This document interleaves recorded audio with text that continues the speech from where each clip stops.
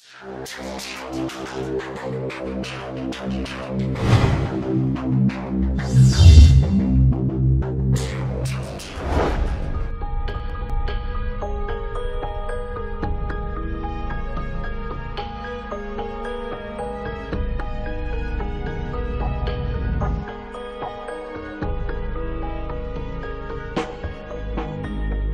1989, a man called Bob Lazar walked into a Las Vegas TV station and gave a remarkable interview. He said that he'd worked out in the Nevada desert at a top-secret facility known as Area 51. He said he worked on a highly classified project, reverse engineering recovered alien spacecraft. His story was a worldwide sensation, and Area 51 became a household name, synonymous with UFOs, secret projects, and little green men. And yet, neither the US government nor its military have ever denied his claims, and they still don't officially confirm that Area 51 exists, despite satellite photos proving it does. Many dismiss Bob Lazar as a fantasist, and yet others see him as a whistleblower, exposing a government cover-up of UFOs and alien contact.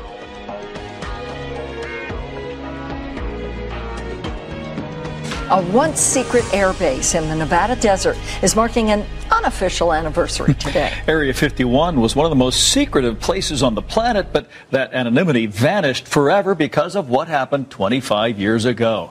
A controversial electronics whiz told a fantastic tale during a TV interview, and the story still reverberates today. The I-Team's George Knapp played a part in what became an international sensation. He's here with an update. Setting the stage, Dave, you might not know this, but 25 years ago, a young anchorwoman named Paula Francis and I were prepping for the 5 o'clock news when we learned that our scheduled live interview had canceled. We placed a call to aviator John Lear to ask if he could get a friend of his to fill the spot, a guy who reportedly worked out near Area 51 and had seen flying saucers out there. It sounded outrageous at the time, but that interview with Bob Lazar turned Area 51 upside down. We coaxed a reluctant Lazar into returning to Las Vegas to talk about it. I don't know. Sometimes I really do regret it, and I almost feel like apologizing to him, saying that, you know, I'm sorry I let things out. Can I have my job back? My personal opinion, based on comments I've gotten from the Deputy Director for Science and Technology at CIA, would seem to indicate that Bob was perhaps an unwitting participant in a program designed to introduce someone with a technical background to some elements of the UFO research projects going on out at the test site.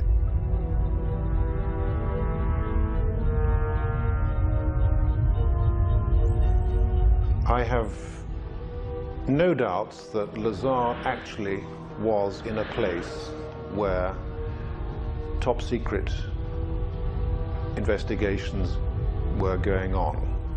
I'm not sure about all the details that have emerged from his account, but he certainly gives me the impression that he was actually there. Do I believe Bob Lazar? My answer to that is yes. And heck, it's going on 8 years that I've known him. His story has never changed. He wasn't in it for the publicity. He surely wasn't in it for the money. He lost everything he had. I believe he's totally sincere. As far as I can tell, he's a bright guy who tells a great tale and who's told it often to people who have not checked on him, who accept the notion that, well, the government wiped his slate clean. Basically, I think he had an experience.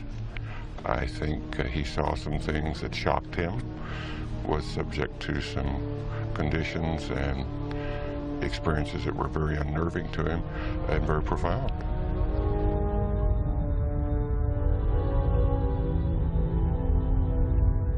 He said, you would love to see what's out there because it's like beyond science fiction.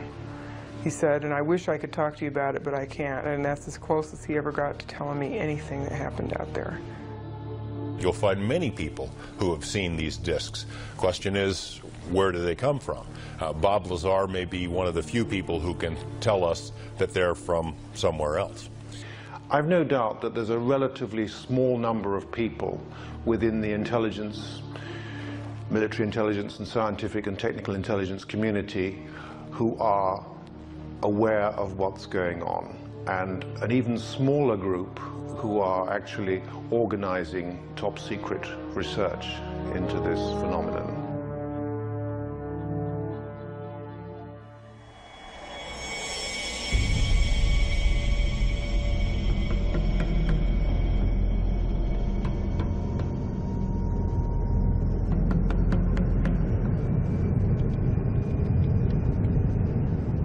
There's been an operating airbase out at the location known as Area 51 since the 1950s, when it was home to the CIA's top secret SR-71 Blackbird spy plane. Then in the 1970s, it became the test flight center for the F-117 stealth fighter and the B-2 stealth bomber.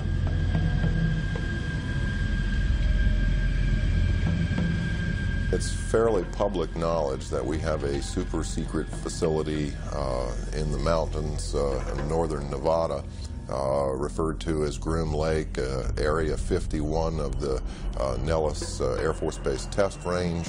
It's also been referred to as Dreamland. This is an area that has been known but officially denied for many decades.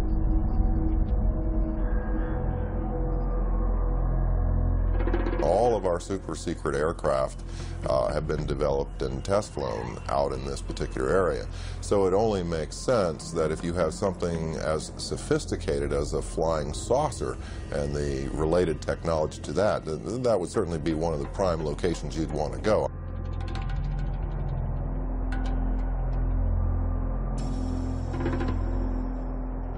What you see is an ordinary looking Air Force base.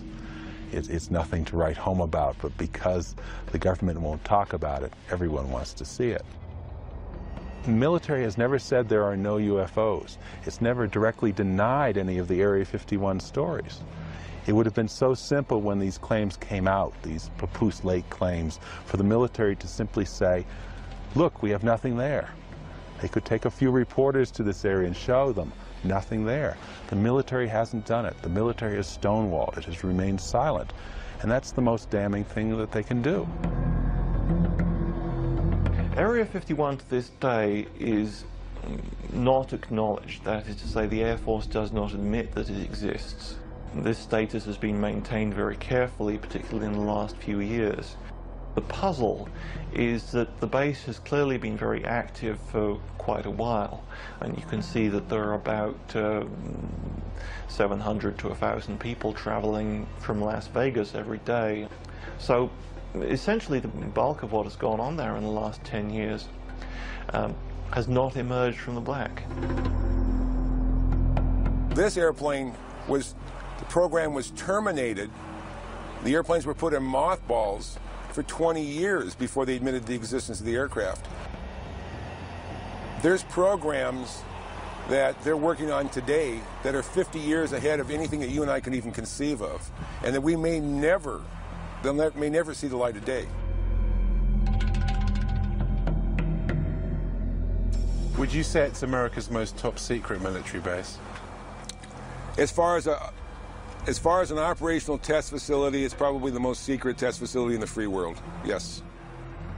So there is no question that the facility is there, that the government has said very little in the past about it. Now, the real question, I suppose, is, are there any flying saucers out there?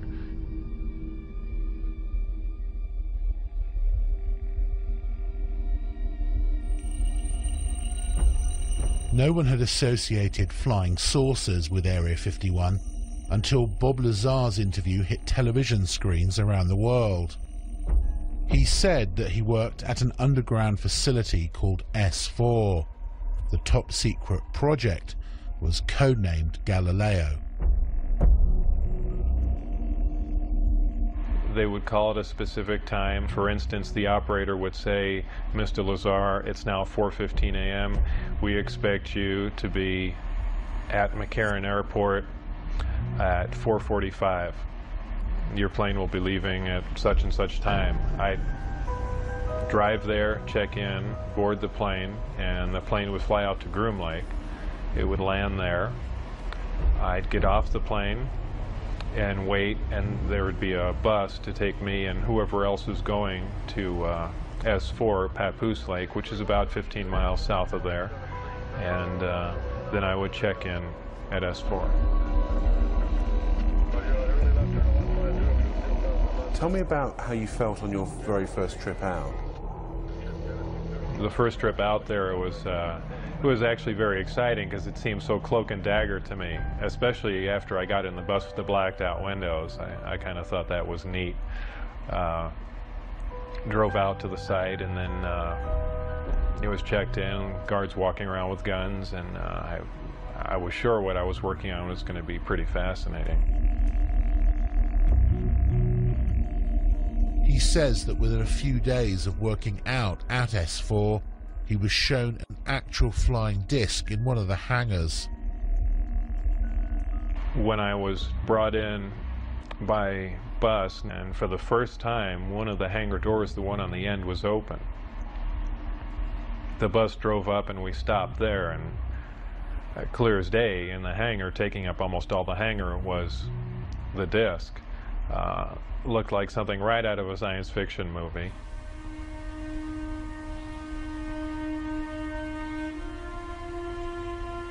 And as I walked in there, I thought, well, this is the new advanced aircraft we've been working on, and this is why people keep seeing flying saucers, because it's ours, and we've just been testing it, probably for all these years. And what color and size was it? It was a dull stainless steel, pewter gray, very unimpressive color-wise. About 52.8 feet in diameter and about 16 feet high. So was it actually a recovered craft that you were working on, or was it one that scientists had built as a mock-up of a recovered craft? Well, whether it was recovered, given, or what, it was not built as a mock-up. It was an alien craft built on another world. There was absolutely no doubt about that.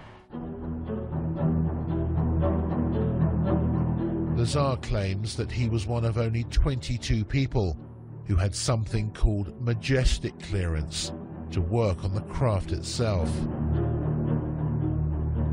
The whole aim of the project was to take these craft, or the one in particular that I was working on, and try and duplicate its systems and subsystems with earthly materials. The work that I did basically entailed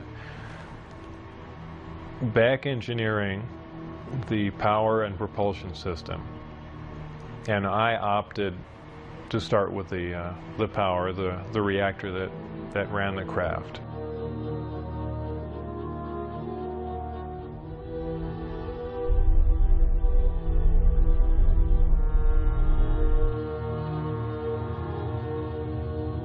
I knew immediately if his credentials could be verified, if even part of his story could be verified, it'd be one tremendous expose. George Knapp was a long-standing TV reporter.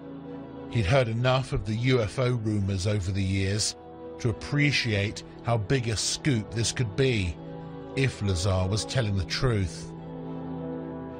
He gave me information about his background, educational background, and employment background. I started with his claim to have worked at Los Alamos Lab. We went to Los Alamos and got nothing even close to cooperation. They wouldn't respond to our phone calls. They say, we have no information on Bob Lazar. There's nothing in the files. I said, are you sure now? No, nothing in the files. I showed them the phone book entry that Bob had kept that said he was there. I showed him the newspaper article that showed that he was there. Basically, Los Alamos Lab tried to thwart me at every step. Were completely uncooperative in trying to get information about Bob, and I found that to be the case at every step of the way in trying to verify his background. Thursday, 12:37 p.m. Former NASA mission specialist Bob Exler had heard about Area 51 and Groom Lake when he worked on the Apollo and Space Shuttle projects. He was intrigued by Lazar's claims and started to investigate. I did a variety of research relative to Bob Lazar. I actually met him. I obtained a copy of his what they call a W-2 form, which is one of the IRS documents associated with pay. His particular form indicated that he worked for the U.S. Department of Naval Intelligence. They informed me that it was a genuine document. It was not something that had been fabricated. There were a variety of numbers, contract numbers and so forth issued on the document, which I was able to research, again finding that these were highly classified numbers. In fact, Internal Revenue Service ran into a brick wall when it came to trying to track down the actual employer associated with the document. And then again, with the Social Security Administration, we found that Bob Lazar's records had in fact been bleached clean. There was nothing there, in spite of the fact that the document clearly indicated that Social Security taxes had been taken out of his pay.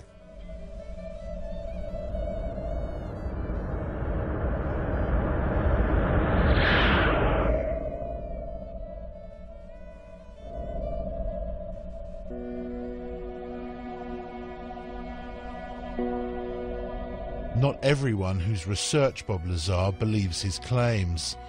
Stanton Friedman is one of the most respected authors in the UFO field today. He's a former nuclear physicist with top secret clearance and has many friends and contacts in the Black Project world. I've looked at considerable depth into Bob Lazar's claims, both about himself and about propulsion system. Those are fairly elaborate claims. I've talked to the schools that he claims to have received degrees from. I've checked on his high school record. I talked to Los Alamos Lab, where he was supposedly a scientist and so forth. I have come up totally empty.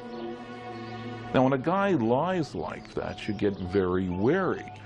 And, you know, it has all the trimmings, his story, of a Walter Mitty story. Somebody whose imagination was, you know, stronger, brighter, faster than anybody else. I don't doubt that he did some work at Los Alamos and other places. He's clever. He drives a jet-powered car, fixes radiation detectors. So he may have performed some service.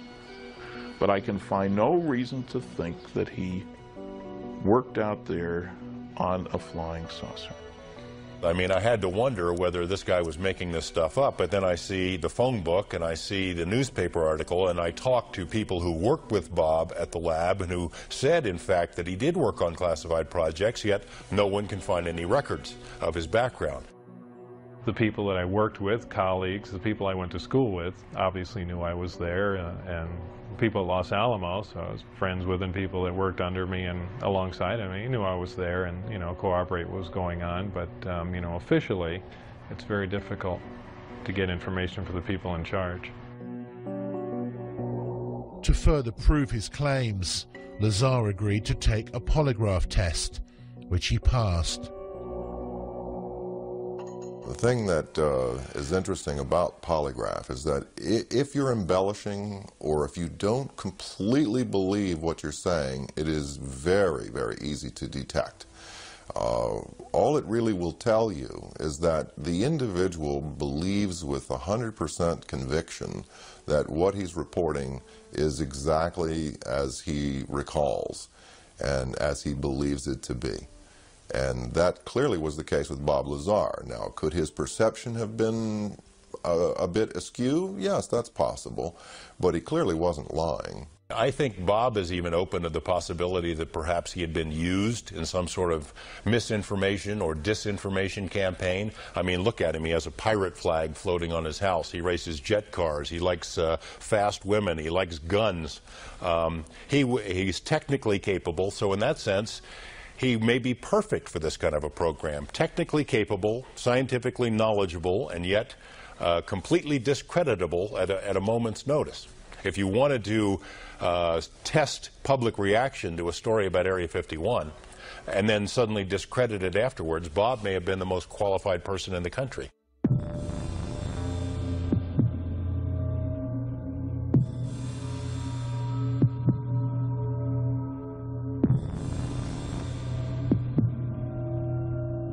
Lazar says that on one occasion he was escorted into the flying disc that he saw in the hangar to analyze its propulsion system.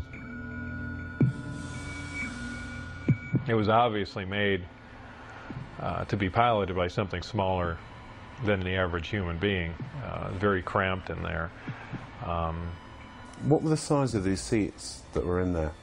The seats were very small. I'd say about 1/3 to 1/4 the size of a normal human seat. A lot of people say, boy, it must have been exciting to go in there, and I always say it wasn't. It was a very ominous feeling. I know it sounds silly, but it's so unearthly in there. You have spoken to someone who's actually seen a UFO under a tarpaulin at Area 51. I have. I've spoken to several people who've seen UFOs or disc-shaped craft out there. There was a woman who was a secretary for a major defense contractor at the Nevada test site who worked on nuclear programs, who told me that she had sat in on conversations between military and civilian contractors at which the Roswell case had been discussed, at which it had been discussed taking some Roswell material to Area 51. The level of secrecy during those meetings was great. Afterward, they'd take the ribbons out of the typewriters she was typing on. She was ready to tell me about this, and I had this conversation with her on the phone.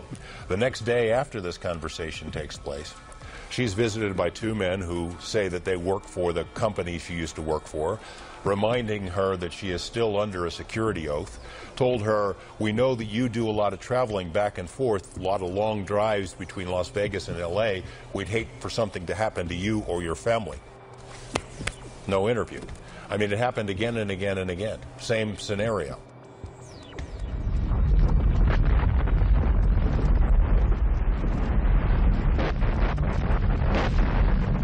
Lazar says that in addition to being shown inside the disc, he actually saw it take off from the lake bed.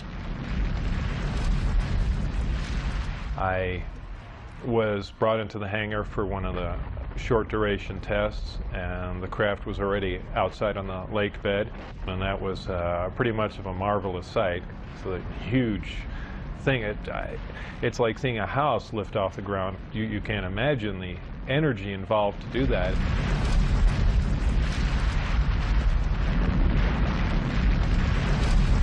Because of the extremely high energy output and the fact that the outside of the craft is used as a conductor, that does ionize the air.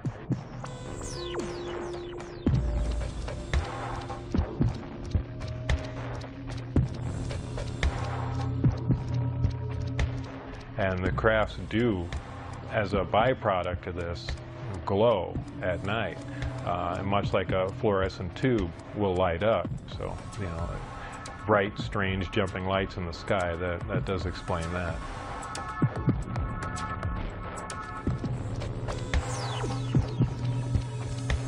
Would you categorically say there is no way that humans could have built the craft that you saw? Absolutely. I will categorically deny that. Well, I don't know. How exactly should I put that? I guess I can just say it straight out. There is no way that any government on this earth could produce that craft, period. And I defy anyone to argue that point.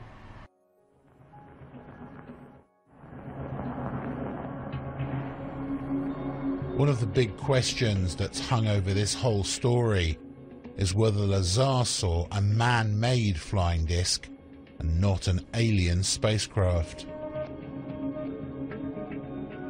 A lot of these craft which are being developed in secrecy in the United States are tested at night, and one can imagine that seen through kind of half-closed eyes, something like an F-117 stealth fighter or a B-2 bomber, side-on or front-on, would look remarkably like, say, a flying saucer or a UFO.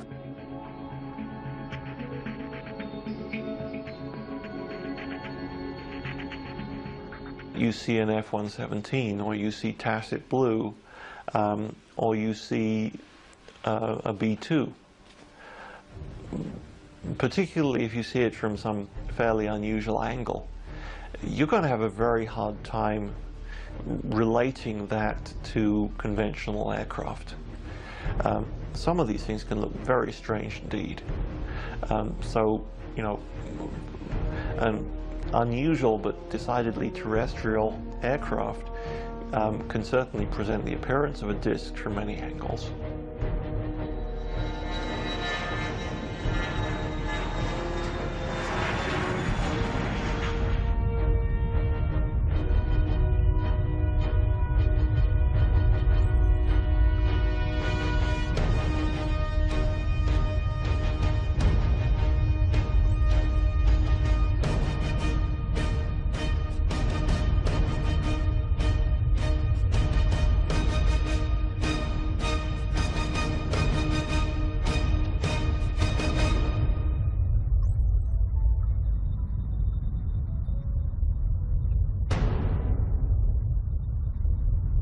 I think for anyone who's been out into the western United States and seen the kind of place it is and let their imaginations run riot a bit, it is possible to imagine in these vast test areas technologies which are highly exotic, highly revolutionary, and would change the way we feel about science today.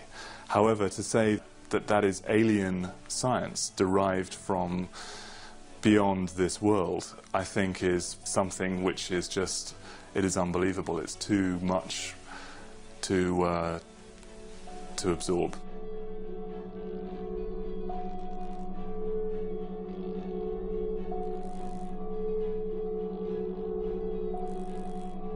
Do you think that some of the truth certainly lies out there in the middle of the Nevada desert at Groom Lake?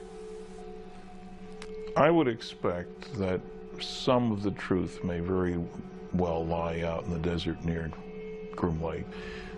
It's the right place for some of it to be. It's isolated, it's under control, it's high security. I don't think we've yet scratched the surface on what's happening out there with regard to flying saucers.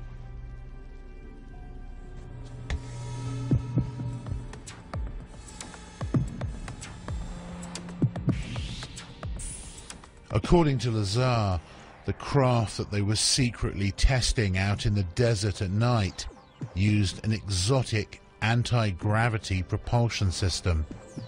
The reactor itself was an incredibly advanced system. This was an antimatter reactor. This is something we could only dream of having, something that could put out huge amounts of power that rivals several nuclear power plants running at capacity. What happens is a great gravity distortion is created, and you're essentially bending space toward the craft. The craft becomes part of that space, and then when the reactors, or when the gravity amplifiers are shut down, the craft is essentially where it was focused. It's a very difficult thing to grasp. It happens virtually instantaneously because of the fact that gravity distorts time. And if you're bending space and time along with it, when you wind back up in that place, you're there between the ticks of a clock.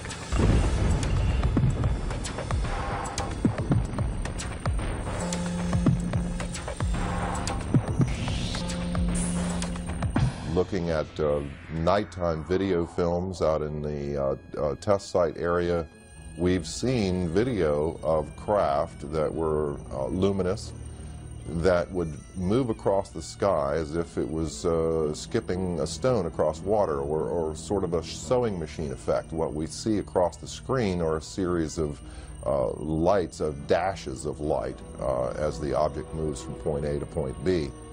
Therefore, we are seeing what you might call a shadow effect of the propulsion mechanism at work.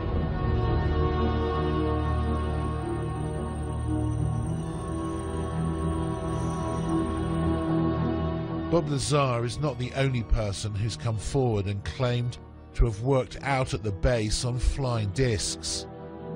Former US Marines test pilot Bill Uhouse worked out at Groom Lake and other top-secret locations for more than 40 years, working for the Pentagon and civilian contractors on a variety of highly classified projects, including, he says, a flying disc recovered from a crash in Kingman, Arizona in May 1953. He said that he'd been cleared to do this interview and to discuss certain information, but asked us not to show his face. What were you actually working on out there? One of the things I worked on was a flying disc simulator. It was designed in New Mexico by a separate staff that built it in parallel with the actual craft that they had intended to fly. The purpose of the simulator was to train pilots to fly this strange-looking craft. The simulator was a 10-meter round disc. The skin was made of boron composite material, not unlike that you see on the F-117. How did you know how to build the simulator? Essentially, there weren't any plans. The plans were generated as we constructed it. And there was a process there that took quite a while for us to even understand the concept way back in the 50s. Uhouse says that Lazar did work at Area 51. I think Bob is saying exactly what he knows, and I know a little bit about Bob from a different standpoint than a lot of the people know and what's been written about him, but Bob Lazar is not lying as far as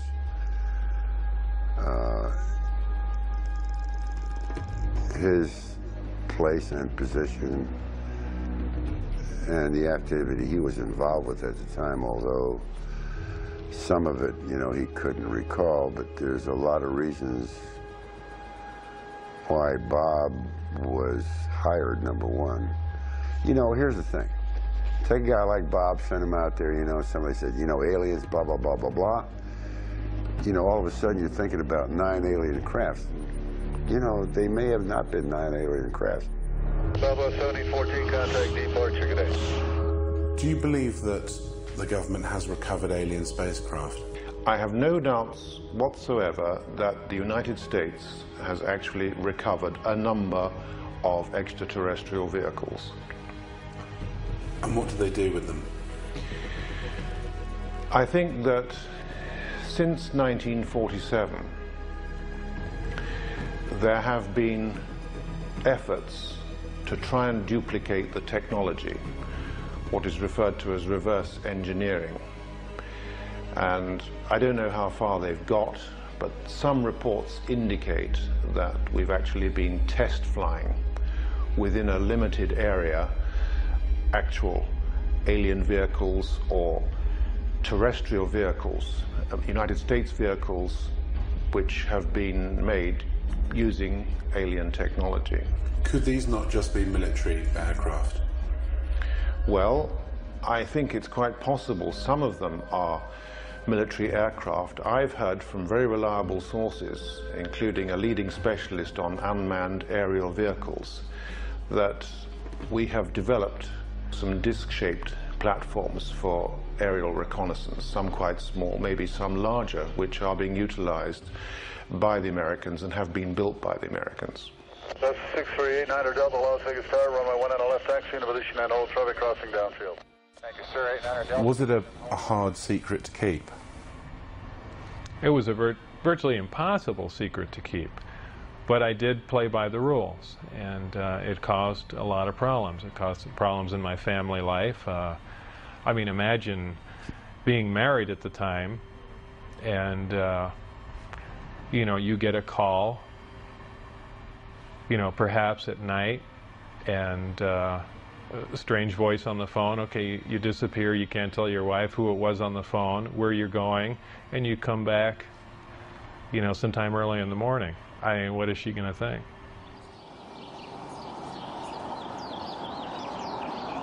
Unaware of where he was going every day and being absent from home for long periods, Bob's relationship with his wife had deteriorated badly. This was seen as a potential security risk out at the base. My wife was having an affair with someone else, so they viewed that as a potential emotional instability, and they no longer wanted me coming out until things were cleared up, either for it, you know, it to break up or heal or whatever. But they, that's what put the brakes on everything there. And did they then stop calling you? Did you get very frustrated about that? Yeah, then I began to wonder, boy, now they've given me all this information and everything's come to a dead stop. What's going on? And that's when I began to be concerned, and then that's when I said, you know, now it's becoming important that some other people know what was going on. As the silence turned from days to weeks, he finally decided to tell his wife and closest friends just what he'd been doing. Were you aware of the security implications?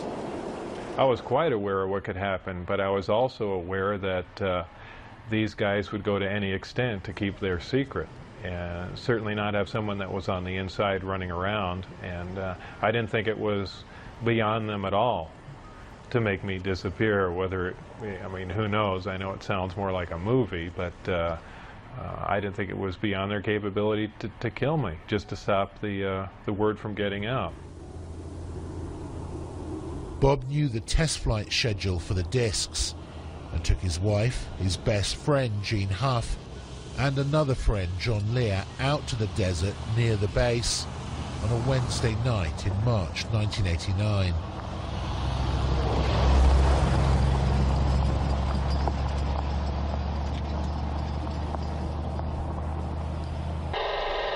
Huh, it started coming in too. How far away can that thing pick up stuff if it's like overhead, like up in the air? Overhead, 300 miles. Jeez. So it could be any one of these guys. Yeah. Yeah. Well, that sounds military to me.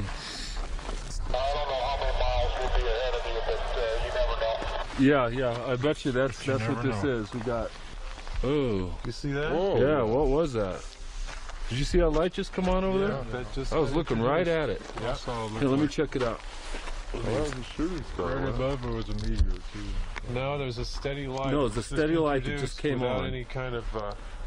No, this one right over the range here. It wasn't there, and then I was looking right there, and it blinked on. That's very bright. That's brighter than a star. Yeah.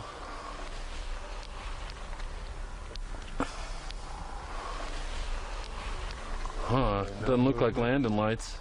We got the light clear now, sir. We figured out what the problem is, and whatever that heading is, we're ready for it. Huh.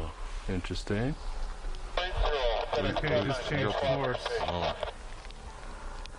White light? Yeah. Yeah, he's coming at us. What did you see when you were out there? Shortly after the flight time that I had recorded, white light came up. Well, not a white light. It was actually more of an amber light. Came up off the ground and hovered, and then began doing radical step maneuvers and darting from one side of the sky to the other, doing some impossible flight characteristics. Do you think what you saw over the desert that night was an alien spacecraft? Could I identify it as an ET craft without Bob's help?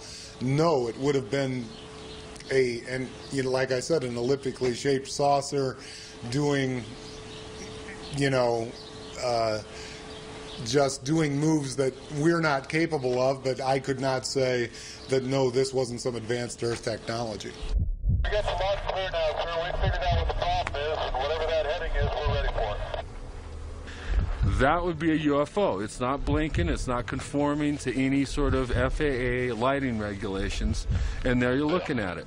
That's like a typical UFO. If it was red, it would be real typical, because that's what most people report, is red lights like that are solid colored. I don't think that's landing lights, because it's curved already and we're still looking at it. Looks like he's curving back. Here he comes. That is a typical military UFO. There you go. Head out there, sir. I heard you say on call sign and nothing after that. Miles will be ahead of you, but you never know. This small group went back to see 2 more Wednesday night flight tests, but on the 3rd trip, they were spotted, caught, and arrested. Bob was taken to Indian Springs Air Force Base and interrogated. That interrogation was about as intense as you can possibly get, right stopping short of shooting me in the head. What were they saying to you? Everything up to and including that, we can absolutely kill you right now and there'd be no one looking for you at all. And I mean, everything. They threatened my wife. They threatened to kill my wife. They said they'd stop at nothing.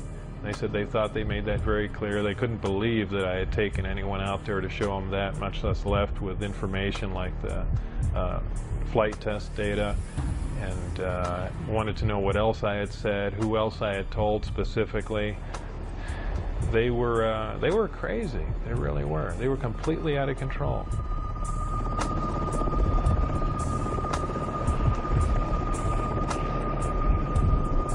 After this interrogation at Indian Springs Air Force Base, Bob says that he was put under constant surveillance by security personnel. His phones were tapped, his movements were monitored, and he often found his car followed by military helicopters. Worried about what might happen to him and angry about how he was being treated, he decided to hit back and approached a local TV station about an interview. I thought if I did an interview in silhouette, it would be kind of pushing back a bit. Or say, you guys stop, and not saying too much, but just saying enough just to let them know that I am pushing back a bit and then lay off, or, it's going to get worse. It was really the only thing I could do. Did you get any calls from the military or from former workers to say, what the hell are you doing? Right after the interview aired, Dennis Mariani, who was my supervisor, called, and all he said was, do you have any idea what we're going to do to you now? And that was the end of the phone call. That was the last, really second to last communication I had with him. And, then I decided, that's it. And really just said everything that I had seen and done, and just wanted to divorce the entire situation. Even now, more than 20 years later, the jury is still out on Bob Lazar and his claims about his work out at Groom Lake. It's a fascinating story which he's stuck to for more than 2 decades. And although many dismiss it as pure fantasy, the fact is that some of his credentials did check out. In addition, his former employers and even the tax authorities were caught covering up and refusing to release information on him. Why would they do that unless there was something to hide? One thing is for certain: if he is telling the truth, then we're all in for some shocking revelations in the decades to come.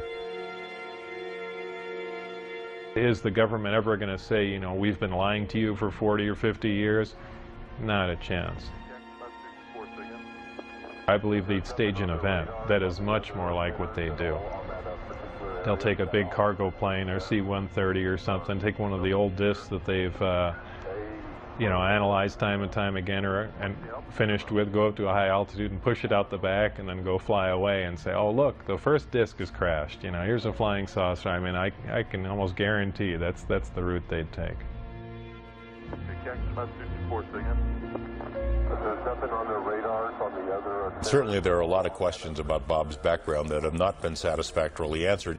But there's too much that Bob knows, I think, that couldn't be explained any other way. He knows about the layout of the base. He knew about people who were involved in security checks. He knew when and where the test flights were going to take place because he took people out there 3 weeks in a row and they videotaped the tests. How did he know this stuff if he, in fact, did not have some kind of inside knowledge? Do you think he'd make a good conduit of information? I mean, essentially a patsy? Yes, I do. I think it's quite likely that Lazar was set up, perhaps to knowing that he would give out this information. It's likely to be a very long time before we discover what is actually being done out at Groom Lake now. They seem to wait anything from 15 to 20 years or more after something has been retired before they acknowledge its existence. This airplane was designed almost 40 years ago. 40 years before that, the hottest thing flying was a Seversky P-35. 40 years before that, it was a balloon. So the technology has not stood still. So there's a very good possibility that we are looking at man-made transportation for the 21st century. It's been so hopelessly polluted that I'm not sure we will ever get to the bottom of this story, and that's sad. I suspect that whatever was out there, discs, alien or not, had now been moved to some other location, and we may never find them again. There might have been reason 40 years ago to believe that people couldn't handle the idea of alien visitation. I don't think that's true anymore. I think we're far more sophisticated now. Do you regret having screwed up at S4 and taking your friends there and blowing your security cover because you could still be working on UFOs today? Yes and no. Yes, at times I'd like to be able to go back in time and played along with the game and not have done anything, and perhaps to this day still be working on them, because I did feel privileged and it was fascinating work once you can get around all the you know, oppressive military security. And you know, maybe we would have stumbled on something, and yeah, it would have been fascinating.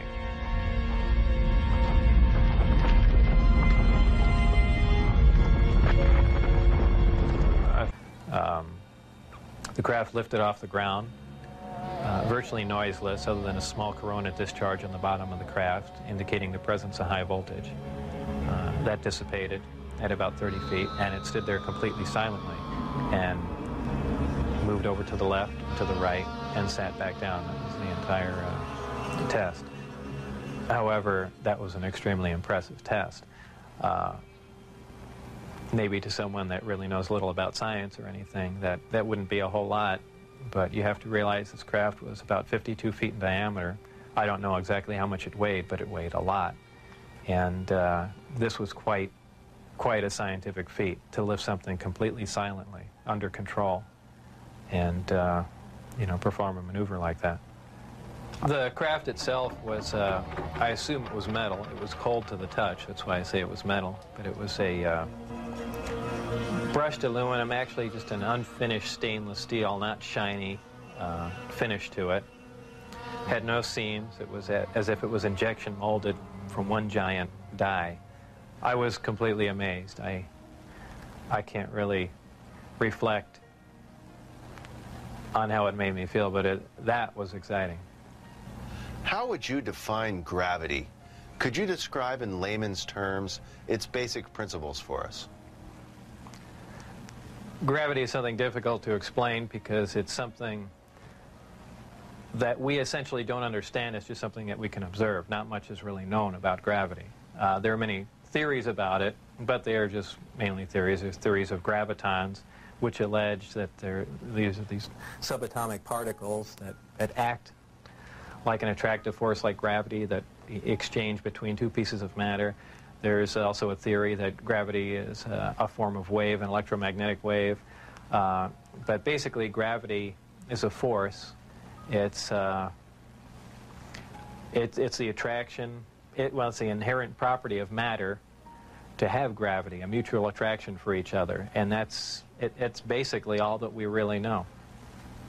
Modern science, current science, right now, identifies one gravity. It's one force in nature. Apparently, through research at S4 or information gained from one of the crafts they were researching there, it appears that there are two different forms of gravity. One form works on an atomic scale, on subatomic particles, holding pieces of matter, holding atoms themselves together. Another works on a larger scale, the scale we're most familiar with, holding planets in orbit, holding ourselves to the ground, things of that sort. Because it produces a gravitational field, I wouldn't say the craft is invisible during the day. However, if you're under the craft, because of the way the gravity is being used, gravity bends time and space, and it bends light. If you are looking underneath the craft or from certain vantage points, you will actually see what's above the craft. It's really a trick of the way light bends under the influence of gravity. For instance, we can see stars that are behind the sun, that are blocked from our view by the sun. The reason we can see them is because the sun is a tremendous gravitational field, and it's bending the light around it where we can see the star. Space-time and gravity are all essentially interrelated. They all act on one another. Gravity bends space. Gravity also distorts time. When you vary one, you essentially vary the other two. As an example, if you have a massive body, say a planet or something that's making a lot of gravity, producing a lot of gravitational waves, if you will, it distorts space. It bends space to it. It also slows down time. These things aren't theories. We know them to be true. We cannot artificially create this because we can't create gravity. But this is how they're all interrelated. With traveling at the speed of light, there are several problems traveling at the speed of light. Just a couple of them are the fact that as your speed increases, so does your mass proportionally. In other words, the more energy you put in to go faster begins to slow you down by the fact that it's converted into mass. You have other problems like just traveling at such an extreme velocity, navigational problems, the fact that you might run into little tiny micrometeorites at speeds like this. They would undoubtedly destroy your craft. There's just a whole host of problems that you're going to run into just attempting to do something like that. Aside from the fact the amount of energy required to accelerate to the speed of light is horrendous. Could you briefly describe Project Looking Glass and Project Sidekick for us? Project Sidekick was another project going on with Galileo. Galileo was the project that I was involved in.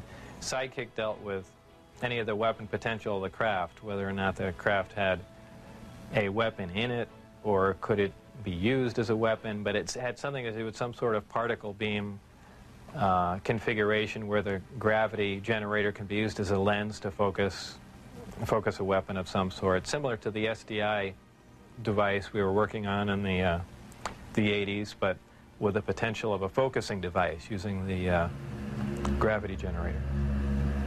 And Project Looking Glass? Project Looking Glass dealt with the distortion, the fact that there's a time distortion, essentially looking back in time, and by that I do not mean looking back years ago to see the wagon train days. They're looking for distortions that are milliseconds in time, and what that was used for, I don't know, but that was just observing the time, the time distortion, time dilation phenomena of the craft in operation. What is element 115? Is it found here on Earth, or is it strictly an extraterrestrial material? 115 is strictly an extraterrestrial material.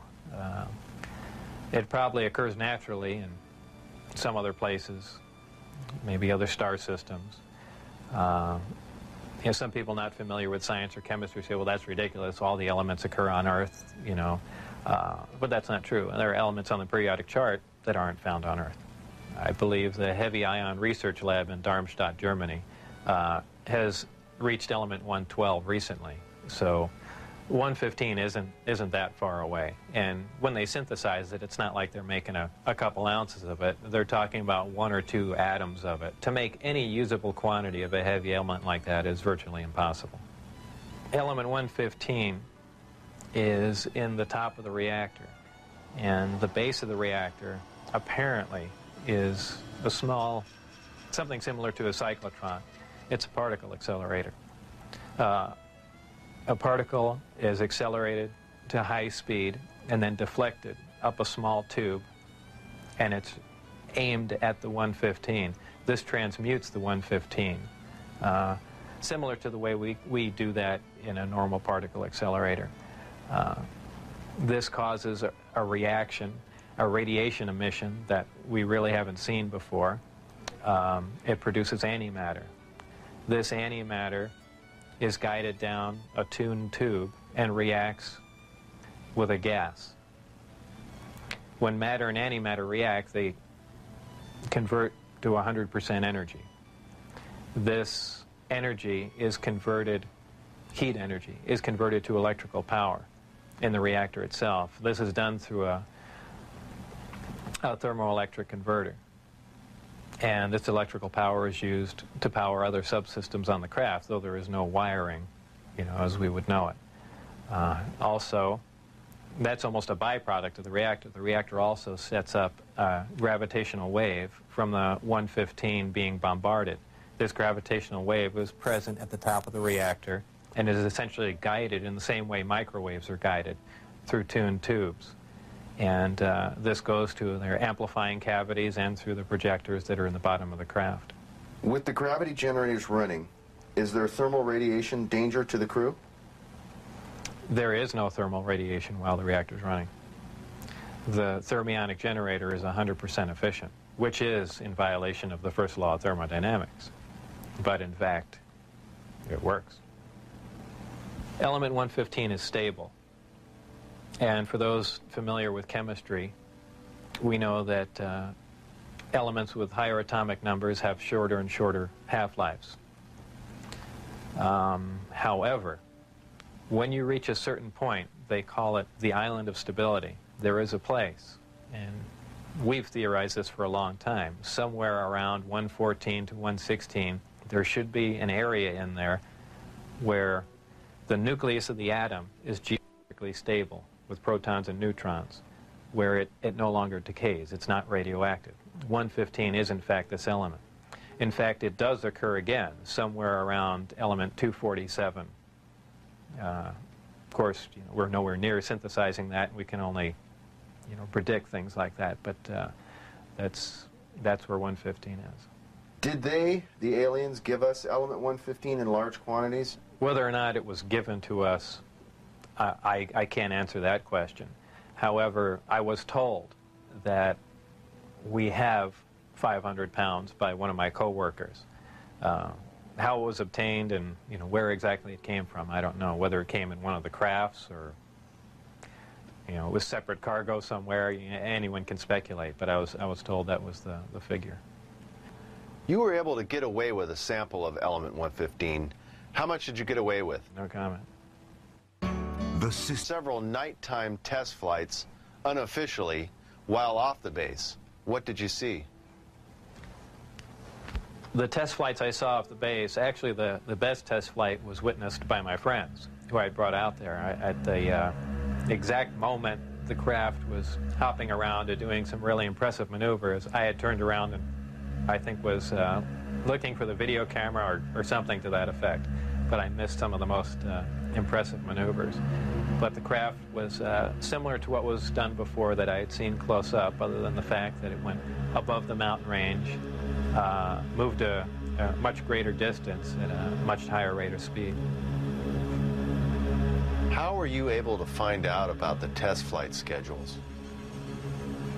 The test flight schedules were told to me, specifically because I was probably going to have to be present during those times. And at that time, the test flights were taking place on Wednesday nights. And from what they said, that was because that was statistically the least amount of traffic in the area. And that's all that they were concerned about. Does the propulsion system release any sort of discharge or exhaust? There was a high voltage discharge on the bottom of the craft, but as far as there being an exhaust, there was none. Why do they appear as glowing balls of light in the night sky? Well, that's kind of the same reason why a neon light or a fluorescent light lights up. What you're dealing with is a high energy source in essentially a gas atmosphere, oxygen, nitrogen. And when you apply enough energy to a gas molecule, they emit photons, they emit light. And I don't think it's anything, it's really a byproduct of how the craft operates. When it's emitting that much energy, the gas surrounding the craft emits light, the same reason why lightning is visible. You have a huge electrical discharge, and the gas emits light in the form of lightning bolt. If you were going to see one of these crafts at night operating, it would appear really as a glowing ball or just a bright light in the sky from a distance. Even close up, you'd see a glowing halo around it. This is typically what you'd see in your normal UFO sighting, if you've heard them a lot. However, keep in mind that lights in the sky are caused by much more common things than flying saucers. Tell us a little more about the aurora you witnessed taking off out of Area 51. It was a large craft, and the one glimpse I got of it was from the rear, and it had two huge square exhausts with vanes in them. And it was just, it sounded more like a rocket than a jet. I don't know. I even think he did mention that it was liquid methane powered, but there again, you know, working on the disk technology, I really could care less what was rolling around at Area 51, but it did catch my eye. As a result of going public, have there been any attempts made on your life? One day when I was getting on Interstate 15, driving down Charleston Boulevard, a car came up alongside of me, and I thought he was just trying to race me to get on the freeway. This was after I had left the project. It was a white, boxy-looking car. Exactly what make and model, I don't know. But I accelerated to get on the freeway to go fast, and there was a gunshot, and the back of the car was hit, and I skidded off into the median. And I stopped, and I was frightened, and I just stood there because I thought the guy was going to be alongside of me and just shoot me. I had nothing to do. I was essentially paralyzed with fear, and I waited there, and then nothing else happened. And do I know it was a government agent trying to kill me? No. Could it have been a drive-by shooting? Maybe. You know, so it wasn't, I mean, it was an attempt on my life, but by who specifically, I don't know. Though I was threatened before I had left. They threatened my wife's life and my life, so I can only put two and two together and say that they were kind of pissed at me. In an earlier interview, you had mentioned that they had put a gun to your head. Tell us about that. That was after we were caught out when I had the test flight schedule, and I brought some friends out to show them the disc test. We got caught out there, and the following day I was debriefed down at Indian Springs Air Force Base. And I was in the room with the security guards that caught us, my supervisor and some other people, and some of the security personnel.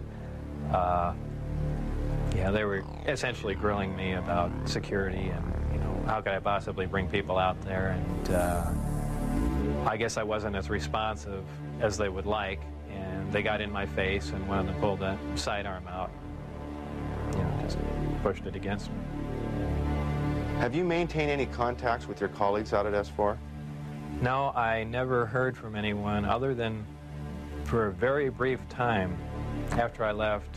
Dennis, who was my supervisor, did try and make contact with me at the meeting place was the Union Plaza Hotel, and I took a friend of mine, Gene Huff, down there, and another friend, a former colleague and scientist from Los Alamos, and we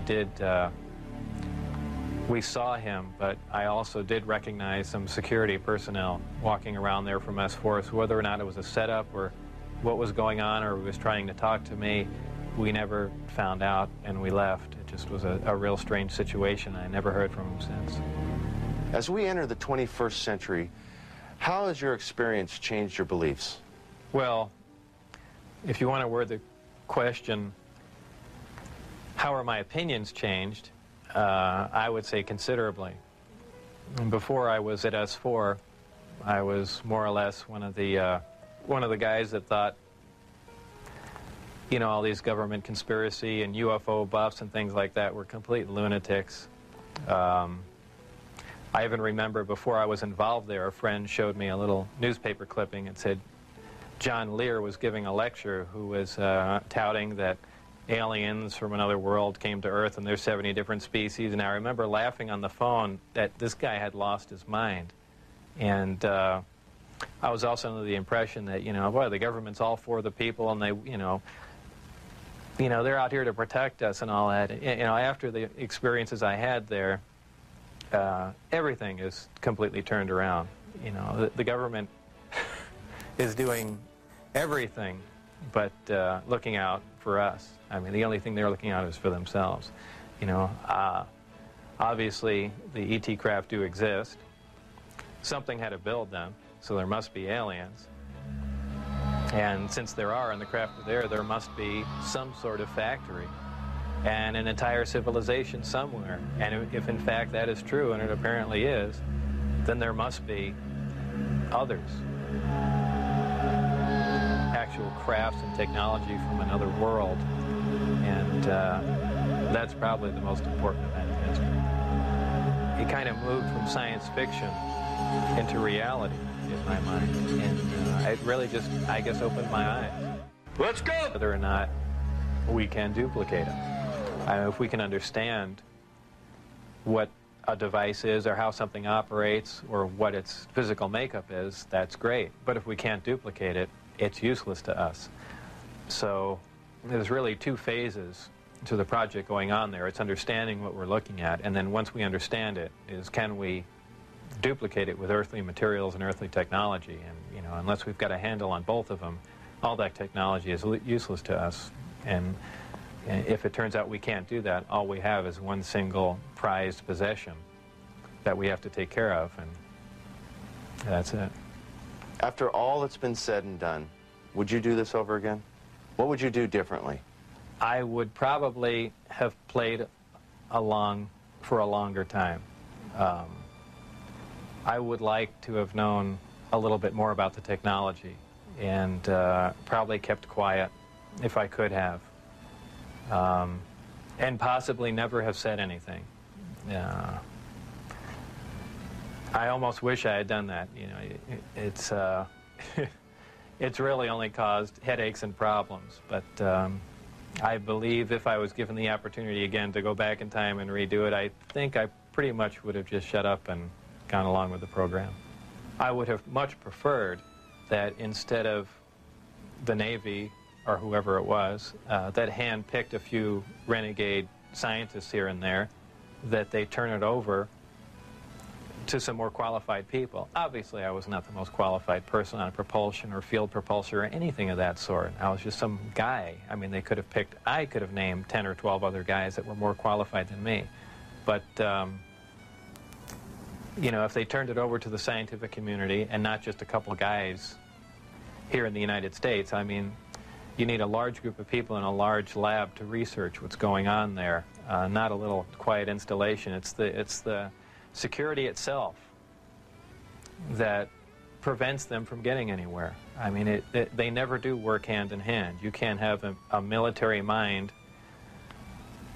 Science itself must communicate. You have to have a free exchange of ideas. That's how things progress. And when you clamp down on a security system like that, where you work in isolated groups and ideas cannot be exchanged, you don't get anywhere, and that's the problem they have. What does the future hold for Bob Lazar? Well, I'm not really involved in any of that stuff anymore. That's kind of put behind me. I have my own businesses that I work at, some computer graphics, some consultation, other technical jobs, radiation detectors, and a few other things like that. So really I just go about my life, and that's, you know, something that happened that was fantastic, and it's over, but it's kind of hard to shake it loose, but eventually I will, and that'll be that. I think all the surveillance and everything stopped. I don't think anyone's bothering to monitor me. I've said everything that I know. It's been all over the place, so it's kind of a done deal. As far as whether or not there are any craft out there, I believe, you know, they were out and gone in probably the late '89, early '90, and the only thing people see now out there are, you know, either flares or planes coming into land, but that's about it.